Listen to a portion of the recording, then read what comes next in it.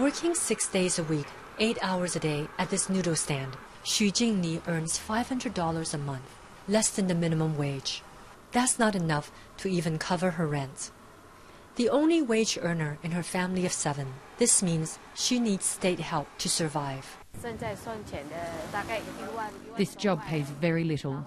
My husband suffered a stroke and can't work. My parents-in-law are elderly people. We're basically surviving on government and agency assistance. If it weren't for the welfare, we wouldn't be able to live. There are an increasing number of people like Ms. Xu, and as Taiwan's cost of living has risen, their predicament has worsened. Many get by selling snacks on the streets. According to government figures, some 640,000 Taiwanese are officially classed as poor or living just above the poverty line. At the same time, when adjusted for inflation, salaries here have not risen from the levels they were at more than a decade ago. Taiwan's government increased the amount of financial aid it gave to poor families last year by nearly $100 million. But many people who are barely getting by are still not considered poor and do not get any government assistance. That's why non-governmental social service agencies like this one are increasingly having to step in to fill the gap. Besides giving welfare checks, they hand out oil, rice, and other daily necessities.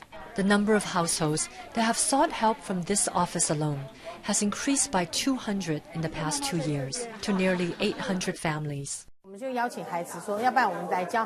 The families can only think about the bare basics, putting food on the table. When we ask them if they want their kids to learn English, they can barely comprehend that. These families are at a high risk of domestic violence and alcoholism. What we're most worried about is poverty transferring to the next generation. After paying the rent and other expenses with her salary and welfare checks, Ms. Xu's family has nothing left. Meals are simple, with little meat.